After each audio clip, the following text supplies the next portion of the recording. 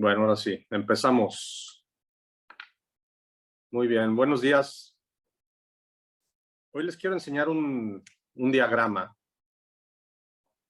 de cuál es realmente, en una gráfica, voy a representar cuál es realmente la problemática espiritual. Es decir, si somos un ser espiritual viviendo una experiencia humana, ¿por qué olvidamos que somos un ser espiritual?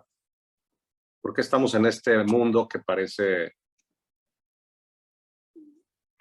pues no solo confuso, sino es un mundo en donde hay mucho conflicto, es un mundo en donde hay guerras, es un mundo en donde hay escasez, es un mundo en donde hay una serie de cosas que pues no parecería que fuéramos seres espirituales, ¿no? ¿Cómo es que un ser espiritual viene a vivir una experiencia como estas, ¿no? Entonces tenemos que primero entender una premisa fundamental, que es el concepto del creador, y aclarar una confusión que es muy común y que es verdaderamente la llave para poder empezar a entender todo esto y empezarlo a descifrar. Porque un cuestionamiento que es muy común es, ¿por qué Dios creó este mundo así, no?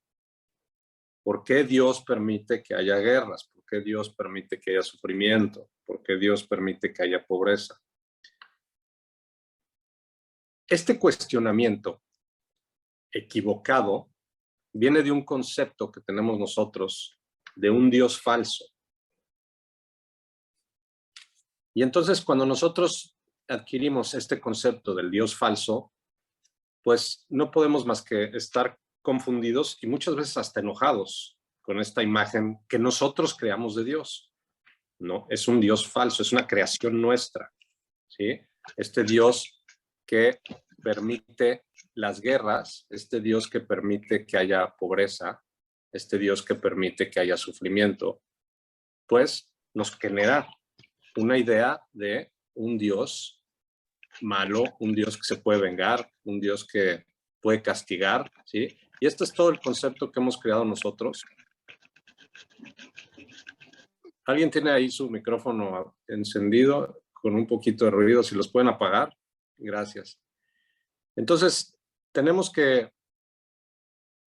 desenmascarar esto y ver cómo es que este mundo que estamos experimentando acá no lo creó Dios. Este mundo es un mundo que creamos nosotros. Nosotros somos los creadores de este mundo. Somos los creadores de nuestra propia experiencia y nuestra experiencia colectiva es producto de la creación de todos nosotros juntos, colectivamente. Pero somos nosotros los que hemos creado este mundo. No es Dios o este concepto que tenemos de un Dios que está mal, porque finalmente nosotros escuchamos esta frase de que Dios nos hizo a su imagen y semejanza. Pero finalmente la realidad es al revés. Nosotros hicimos a Dios a nuestra imagen y semejanza. Entonces tenemos en todas las religiones, tenemos este concepto de un Dios con estas características humanas, porque no podemos verlo de otra forma, solo podemos ver algo o construir algo a partir de un modelo que conocemos, y el único modelo que conocemos es el de nuestra experiencia humana. A partir de nuestra experiencia y de lo que conocemos de nosotros mismos, proyectamos la imagen de un Dios. Y entonces es la imagen de este Dios a nuestra imagen y semejanza, es decir, un Dios que se puede enojar, un Dios que necesita alabanza, un Dios que puede castigar, un Dios que de repente decide que haya guerra y de repente decide que no, un Dios que puede estar en paz, pero puede también no estar. En fin, todas estas son cualidades, atributos humanos que nosotros le hemos dado a esta falsa imagen de Dios. Entonces, el principio para podernos reconciliar con la realidad y poder empezar a cambiar nuestra realidad y pasar de ver este mundo de guerra, de sufrimiento y de conflicto a un mundo feliz, porque sí se puede, empieza con esto de replantearnos, hacer un replanteamiento de cuál es el concepto que tenemos nosotros de Dios. Y entonces vamos a observar que tenemos este concepto falso, esta idea de un Dios a nuestra imagen y semejanza. Ahora, la realidad es que es al revés.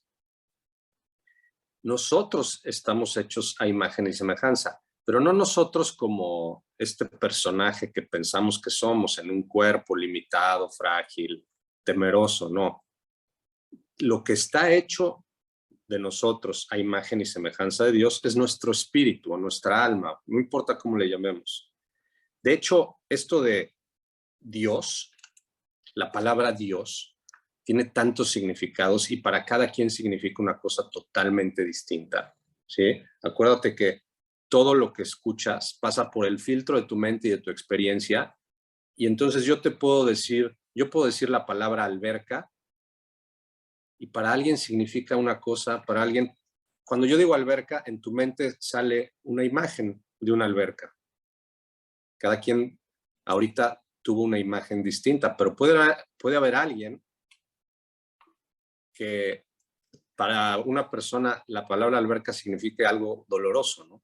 Tal vez alguien se ahogó o pasó algo allá. Entonces, se llaman arborescencias semánticas. Una arborescencia semántica es la forma en la que yo construyo una palabra en mi mente. Entonces, cada quien tiene una arborescencia semántica distinta. Yo tengo una imagen de una alberca distinta a la que tienes tú. Y yo, entonces, de la misma manera, cada quien tiene un concepto distinto de Dios. Hay personas a las que inclusive la palabra Dios les parece, cuando yo empiezo a hablar de Dios, dicen, uy, ya valió, porque este es un curso de religión y es un curso, no, y la verdad es que no. Nos tenemos que ir más allá de este concepto de Dios. Vamos a llamarlo de muchas formas. Puede ser el absoluto, la fuente, la luz divina, o como decían los científicos, Albert Einstein lo llamaba el campo unificado, un campo inteligente de donde todo emana. A mí me gusta mucho esta frase, ¿no? El campo unificado, porque ya es un término que se aleja de los conceptos religiosos y se acerca a la parte científica, en donde todos nosotros tenemos una parte científica en donde nos gusta comprender las cosas no tan esotéricas, sino más materialista, ¿no? Y este concepto de el campo unificado a mí me gusta mucho porque es un campo invisible de donde todo emana y que está en todos lados, es omnipresente y es omnipotente porque si todo emana de ahí, entonces ese campo creó todo, absolutamente todo. Entonces, cuando hablamos de Dios, no nos clavemos en este concepto del Dios que hicimos nosotros a nuestra imagen y semejanza. No es este Dios que está con unas barbas blancas sentado en unas nubes, no. Dios es simplemente un nombre que yo utilizo para efectos prácticos, pero estoy hablando de este campo unificado, de esta inteligencia superior que ha creado todo, que está en todos lados, que es omnipresente, que es omnipotente, ¿sí? La fuente de absolutamente todo y que además es una fuente solamente de amor. Es decir, este concepto de Dios del que les estoy hablando es Dios es solamente amor, no hay otra cosa. Y si Dios lo abarca todo y está en todas partes, entonces no puede existir más que el amor. Y entonces van a preguntar, ¿cómo? Si eso no es cierto, porque aquí hay guerras y aquí hay sufrimiento y aquí hay miedo. Sí, pero esa es una creación nuestra, es una ilusión. Es decir, no es parte de nuestra realidad fundamental. Es una experiencia que estamos viviendo nosotros, como las experiencias que vivimos en sueños, ¿sí? Parecen ser reales en el momento en que están sucediendo, pero una vez que despertamos del sueño, observamos que la experiencia en realidad no fue real. Nos quedamos con la experiencia, pero notamos que ya no estamos en el sueño, que estamos en nuestra habitación y el sueño desaparece. Esta experiencia que estamos viviendo aquí como humanos es muy similar. Cuando termine, vamos a despertar, ¿sí? De también como si fuera un sueño y entonces vamos a vernos como realmente somos, este ser espiritual que es una extensión de Dios, es una extensión del amor. Entonces, a nosotros nos gusta mucho tratar de entender este concepto de la creación, quién es Dios y quiénes somos nosotros. Y entonces ahí también escuchamos estas historias de que Dios creó al Hijo. Y volvemos otra vez a estos conceptos que nos pueden llevar a cuestiones religiosas. Pero Dios creó al Hijo, lo podemos replantear como el absoluto creó una extensión de sí mismo. ¿sí? Entonces ya nos podemos salir de estos conceptos que para muchos pueden hacer ruido, el concepto de Dios, el concepto del Hijo. Vamos a algo mucho más amplio. El absoluto creó una extensión de sí mismo y la creó a su imagen y semejanza. El absoluto también se le conoce como el creador. El creador creó una extensión de sí mismo, o sea, el Hijo. ¿Sí? Este concepto del Padre y el Hijo es muy práctico. El Padre creó al Hijo, pero viene a la mente otra vez la arborescencia semántica de un papá y de un niño, y no es así. Vayamos a esta definición mucho más amplia de el absoluto o la fuente o el creador creó una extensión de sí mismo, pero lo vamos a platicar por efectos prácticos de esta manera. El Padre creó al Hijo y solo creó a un hijo, es decir, solo creó una extensión de sí mismo, no creó muchas, no creó 10, ni 20, ni millones, solo una, solo hay un hijo de Dios, solo hay una extensión de la fuente divina, solo una. Entonces, si solo hay un hijo de Dios, entonces, ¿quién es el hijo de Dios? Nosotros somos el hijo de Dios. ¿Sí? Nosotros somos esa extensión de la fuente. Desde nuestra perspectiva espiritual, nosotros somos esta extensión de Dios. Somos, por lo tanto, igual que Él. Somos puro amor y somos creadores. ¿Sí? Ahora, entonces, ¿por qué estamos viendo esta experiencia en donde parece que somos muchos y no vemos el amor? Estamos viendo otras cosas, o de repente lo vemos, pero de repente vemos otras cosas. Y entonces aquí ya entramos en estos conceptos en donde ya les he platicado la historia de el Hijo, que es solamente amor y solamente paz. Se cuestionó un día, ¿cómo puedo saber que estoy en paz? ¿Cómo puedo saber que esto es amor si nunca he experimentado otra cosa? Y entonces el Hijo en su mente proyecta todo un universo, porque es creador, acuérdate que nosotros somos creadores, todo un universo para poder experimentar todo lo que no es. Y de esta manera poder emprender este viaje en donde experimenta todo lo que no es para poder regresar y decir, ya experimenté el miedo, pero lo experimentó en sueños, lo estamos experimentando en sueños, pero aunque lo experimentes en sueños, recuerda que tú cuando sueñas, tienes un sueño en la noche y despiertas, te quedas con la experiencia del sueño. Si estabas teniendo una pesadilla, te levantas y te quedas con el susto, estás asustado momentáneamente. Entonces, la experiencia es muy importante porque sirve como contraste y al Hijo de Dios le sirve, a nosotros nos sirve emprender este viaje, ¿sí? Experimentar los opuestos al amor y los opuestos a la paz, para poder regresar, salir, o más bien despertar del sueño, despertar de este viaje y decir, ya entendí quién soy, ahora sí sé que esto es amor y que soy paz permanentemente porque ya experimenté lo opuesto, ya tuve una referencia. Entonces, es como una especie de escuela que crea el Hijo de Dios, que es la escuela de lo físico, de lo material, para poder experimentar los opuestos. Entonces, el único problema con esto es que cuando el Hijo empieza a experimentar todo esto, este mundo de los opuestos, el opuesto al amor, que es el miedo, con todo lo que conlleva, el Hijo por un momento cree que se separa de Dios. ¿Sí? Esto está representado en todas las tradiciones como la caída, como la separación, como tiene muchos nombres. Es un momento en donde el Hijo de Dios cree que se separa de Dios. Es muy difícil explicarlo porque otra vez queremos entender todo con nuestra mente humana y para poderlo entender solo podemos proyectar conceptos humanos. Hay una historia que se acerca o nos puede ayudar a entender esto de cómo fue esto de la separación, cómo es que el Hijo de Dios creyó que se separó de su Padre. Y ya se las he contado, pero la cuento rápido en 2 minutos, que es la historia del Hijo Pródigo. Es decir, el Hijo Pródigo es esta analogía, es el Padre con el Hijo en el reino, ¿sí? la fuente universal, el creador, donde crea al Hijo igual que Él, y están en el reino, es decir, están experimentando lo que realmente son, que son amor y paz. Pero un día el Hijo decide valerse por su cuenta y se va del reino. Y dice, yo quiero ver qué hay allá afuera. Esta más también es la historia de Buda, ¿no? Todo es simbólico. Yo quiero saber qué hay afuera. Y entonces la historia del hijo pródigo habla del hijo que se va de casa de su padre. Y en casa de su padre tenía todo. El padre tenía abundancia, estaba en el reino, era un castillo y tenía todo.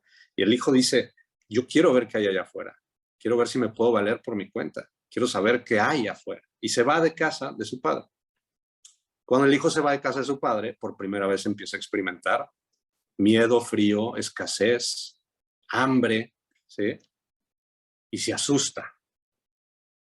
Y en ese momento, acuérdate que esta es una historia que nos contamos, no es en realidad así, pero es un cuento que me da un poco de satisfacción intelectual para medio comprender lo que sucedió, pero lo que realmente sucedió es incomprensible.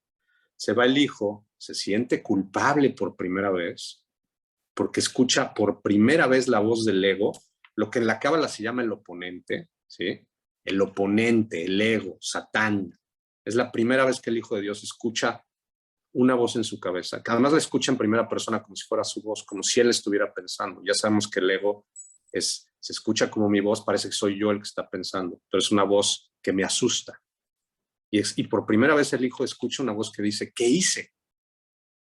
Me fui de casa de mi padre, soy un ingrato, y se siente culpable por primera vez.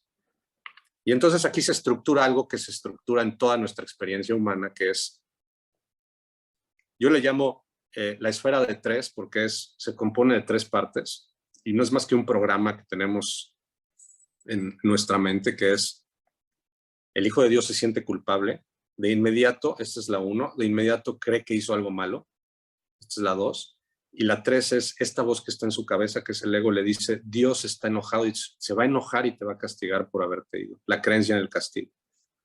Tenemos una estructura de la esfera de 3 que es la culpa, la creencia de haber hecho algo malo y la creencia de poder recibir un castigo por eso. Esta estructura es muy importante entenderla, la esfera de 3, porque así es como está definida nuestra experiencia humana, a partir de esta ley o regla o esfera de 3. Soy culpable, hice algo malo, puedo recibir un castigo por esto. Entonces el Hijo de Dios que se siente culpable y escucha esta voz en su cabeza que le dice, Dios, tu papá va a estar furioso que te fuiste de su casa, ni le avisaste, eres un ingrato. Y entonces el Hijo de Dios se cree esa historia. Este es el momento en donde el curso de milagros dice que el Hijo de Dios olvidó reírse en ese momento y se creyó esa historia.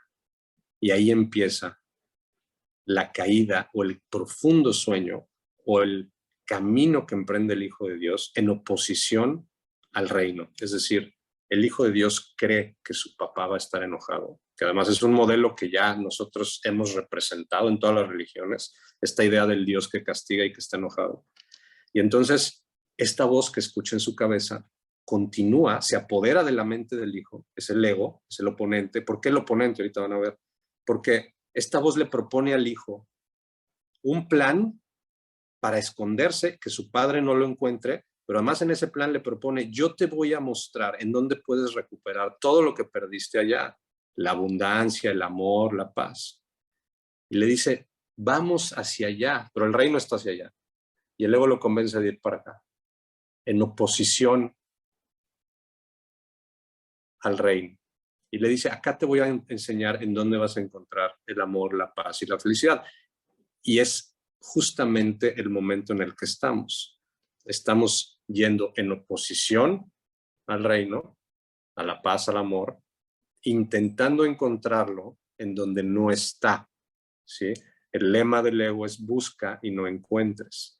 El ego mantiene al Hijo de Dios, a este hijo de la historia, el hijo pródigo, lo mantiene buscando eso que perdió, el amor, la paz y la felicidad, en donde no está. Y ahí lo tiene perpetuamente buscando el amor, la paz y la seguridad en donde no está. Y este es el viaje en el que estamos. Tú vas a descubrir que llevas toda tu vida buscando el amor incondicional, la paz interior, y la seguridad absoluta y no la has encontrado. Y cada vez que creemos que la encontramos, desaparece o cambia o se va, porque la estamos buscando en un mundo en donde no está, en este mundo que creamos. Este mundo lo creamos nosotros para experimentar justamente todos estos opuestos, pero después nos olvidamos que éramos el Hijo de Dios. Y en ese olvido, ahora pensamos, creemos que somos un cuerpo y nos olvidamos quiénes somos en realidad. Es decir, el hijo pródigo se quedó perdido y se olvidó que tenía una casa de donde se había ido y ya se quedó buscando eternamente. No eternamente, porque el sueño termina. Vamos a regresar. De hecho, nunca nos fuimos. Ahorita cierro con esto porque la historia del hijo pródigo termina en que el hijo regresa a casa y se da cuenta que el papá no estaba enojado. De hecho, le hace una fiesta cuando el hijo regresa. ¿Okay? Este es el verdadero Dios, el Dios que no se enojó. Y no solo no se enojó, lo que en realidad sucedió, esta es la parte que a mí más me gusta, es que la realidad fue que el hijo, este hijo pródigo, en realidad nunca se fue de su casa. Entonces, ¿qué sucedió? Se quedó dormido y soñó que sucedía todo eso. Es decir, cayó en un profundo sueño, que otra vez nos remonta a todas las historias en todas las religiones de este hijo de Dios que cae en este profundo sueño, ¿sí? Inclusive en la religión católica, en donde la Biblia habla de el hijo de Dios que cae en un profundo sueño, pero no habla de cuándo despertó. Y el hijo de Dios despierta. Si el hijo de Dios nunca se fue del reino, entonces, ¿qué está sucediendo? Y volvemos otra vez a estas imágenes que solo podemos proyectar a través de nuestra experiencia humana. Imagínate que esta historia del hijo pródigo, donde está el padre, está el hijo se quedó dormido y soñó que se iba, pero ahí sigue, no se fue. Entonces el padre lo ve, está dormido el hijo, está teniendo una pesadilla, el hijo está soñando que se fue, el hijo está soñando que está buscando en otro lugar lo que no está soñando que se separó de Dios. Esa es la creencia, de aquí viene la creencia en la separación, que es la única creencia que tenemos que corregir. Si pudiéramos corregir esa simple creencia, despertaríamos de golpe. Pero ahorita les voy a explicar por qué no podemos corregir esa creencia, porque tenemos que corregir otras cosas antes de poder llegar a esa creencia fundamental, esa creencia original, donde está la culpa original, para poder despertar. La culpa la culpa original está ahí, en esta esfera de 3, en el momento en que el hijo cree que se separa de su padre, en el momento en que el hijo cree que se fue de su casa y que Dios está enojado. Ahí es en donde se crea todo el problema. Entonces, pero en realidad, ¿qué está sucediendo? Está el padre, está viendo a su hijo, el hijo está dormido y está teniendo una pesadilla, solo está soñando que se fue. En realidad no se fue, ahí está dormido, está en su cama. Entonces, el padre no está preocupado porque el hijo no se fue, está simplemente soñando que se fue. Y entonces el padre propone un plan para despertarlo, para que el hijo de Dios no se pierda en ese sueño y no quede dormido para siempre.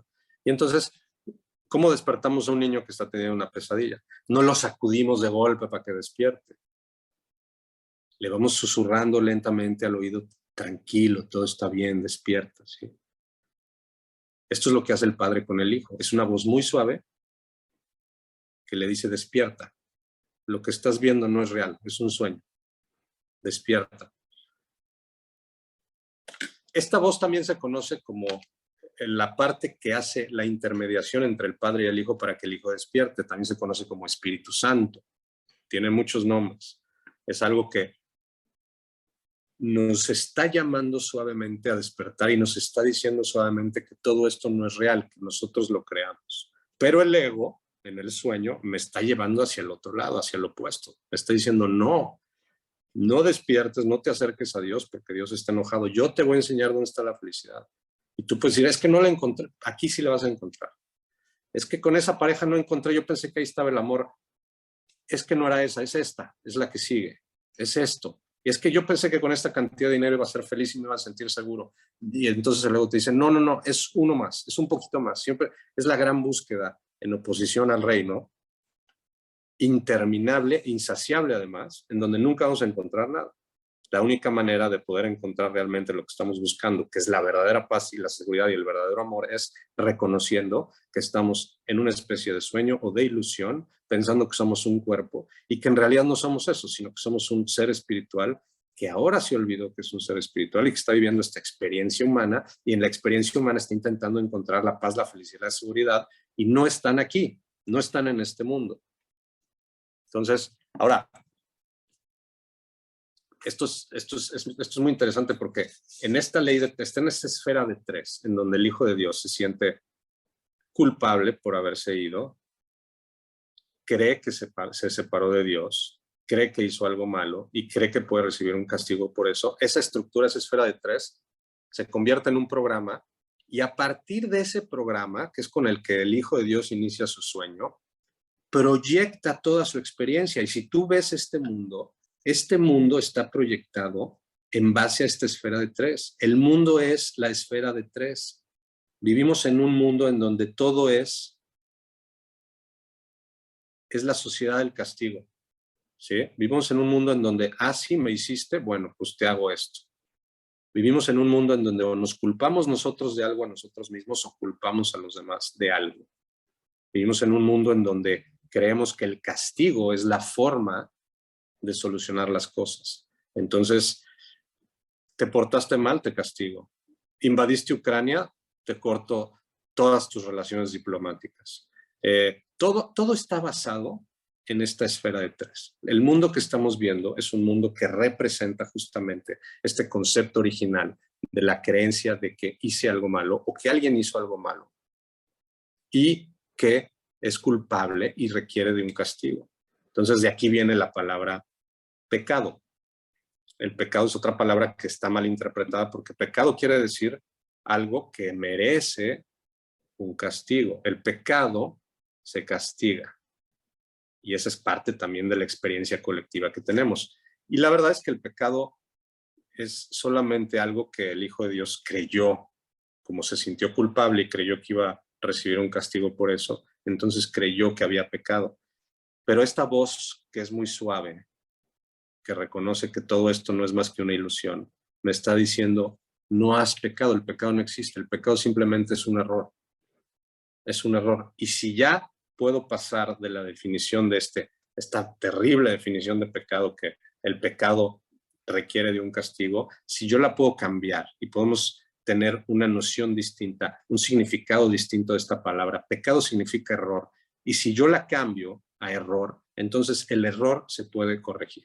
Y lo que hacemos nosotros entonces en un camino espiritual es ir corrigiendo todos estos errores que fuimos cometiendo a lo largo del sueño, como si hubiéramos caído profundamente en más sueños, ir deshaciendo estos errores en niveles, ¿sí? Para poder regresar finalmente, enfrentar ahora sí la creencia original de que nos separamos de Dios, y una vez que se corrige la creencia de la separación, despertamos. Entonces, hay les quiero compartir una gráfica que muestra justamente esto, ¿no?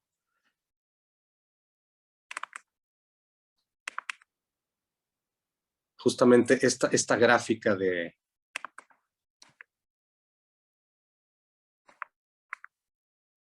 A ver si la pueden ver.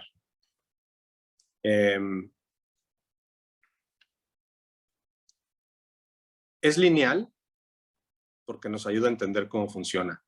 En el centro de la gráfica está la creencia en la separación, el origen, ahí empezó todo el problema. ¿Sí? Entonces, en el centro de la gráfica, el punto negro indica el momento en el que el Hijo de Dios se sintió culpable porque creyó que se fue de su casa, creyó que se separó de Dios y creyó que Dios estaba enojado y que Dios lo iba a castigar. Pero después cae en este profundo sueño, y en su sueño ahora cree que es un cuerpo en donde está rodeado de otros cuerpos, y empieza a representar esa culpa original, esa esfera de tres, en sus relaciones humanas y sociales y culturales. Entonces, el Hijo de Dios ya en su sueño, ahora que cree que es un cuerpo, y entonces vive la representación de esta esfera original, y entonces ahora vive la experiencia de que su pareja lo traiciona, y se forma el primer círculo fuera del punto negro. Y después sueña que le robaron, lo traicionaron, lo mataron, lo asesinaron, y se forma el siguiente círculo. Y se van formando estas capas alrededor del punto central negro, que es la creencia original, en donde parece que van sucediendo otras cosas, y se forman tantas capas como si fuera una cebolla, que al final la creencia en la separación ya no se puede corregir, porque ahora lo que tengo que corregir son todas estas capas que he ido creando, que se llaman experiencias, errores que parecen reales y que se perciben en niveles o capas, y que es necesario deshacer o corregir antes de poder llegar otra vez al origen y deshacer la única creencia que realmente necesitemos deshacer, que es la creencia en la separación. Entonces, pareciera que tenemos que ir sobre este eje haciendo la corrección de abajo hacia arriba o de afuera hacia adentro.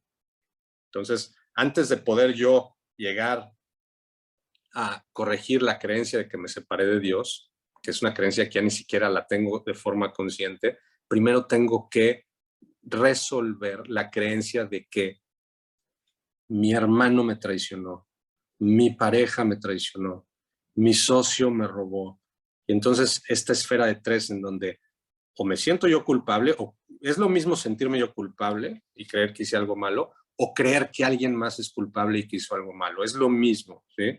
De hecho, a veces nos gusta más pensar que es el otro el que es culpable, pero volvemos al mismo punto. Se crea la capa de la cebolla. Tenemos que resolver en nuestra vida, en nuestra experiencia en el presente, tenemos que resolver estas capas, tenemos que deshacerlas. La palabra es ir deshaciendo estas capas, es decir, ir pelando la cebolla para poder llegar al centro y poder despertar de este sueño. Entonces,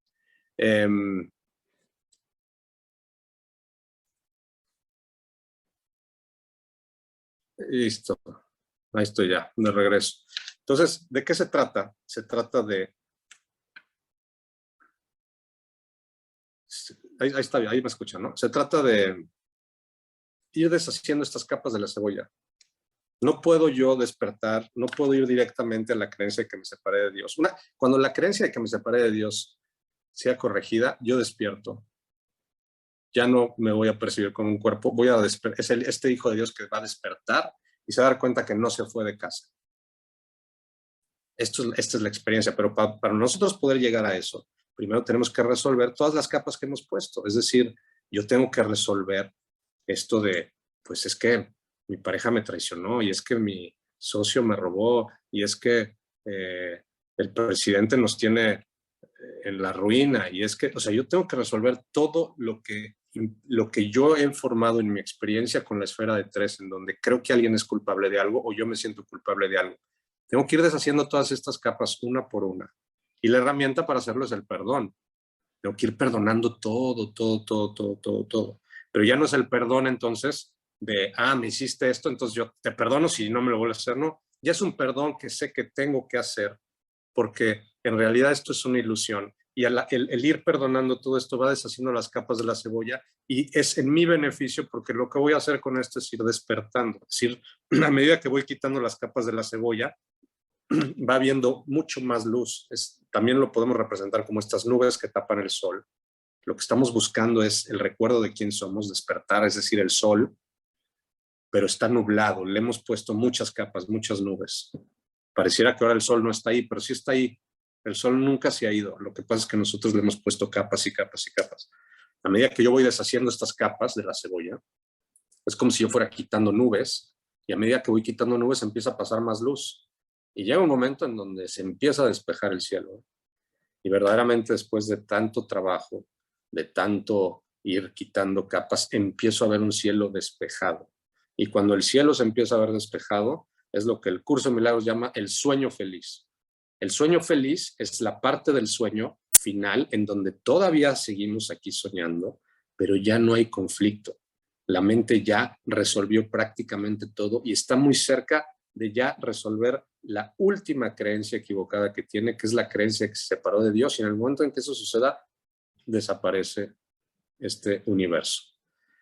Y regresamos y es como el niño que despierta en casa de su padre y despierta y se da cuenta que no estaba exiliado, que no estaba en un lugar oscuro, sino que siempre estuvo ahí en su casa. Bueno, ahí está el rollazo de la creación del Hijo de Dios y de cómo es que el Hijo de Dios hemos proyectado. Este mundo no lo creó Dios, este mundo lo creamos nosotros. Es una proyección nuestra que se proyecta a partir de esta esfera de tres, la creencia de que nos separamos de Dios, la creencia de que hicimos algo malo y la creencia de que podemos recibir un castigo por esto. Y la creencia de que Dios está enojado, que está súper arraigada, ¿no? Muy arraigada en todas las religiones. Y es la experiencia y la proyección de esta ley la ley del castigo, la ley de todas las religiones, todo el sistema político, todo el sistema judicial, todo está basado en esta esfera de 3, en donde se busca al culpable o se busca al pecador y se tiene que redimir y tiene que ser castigo. Todo está proyectado en base a esto. Cuando vas deshaciendo estas capas, empiezas a notar menos eso. Bueno,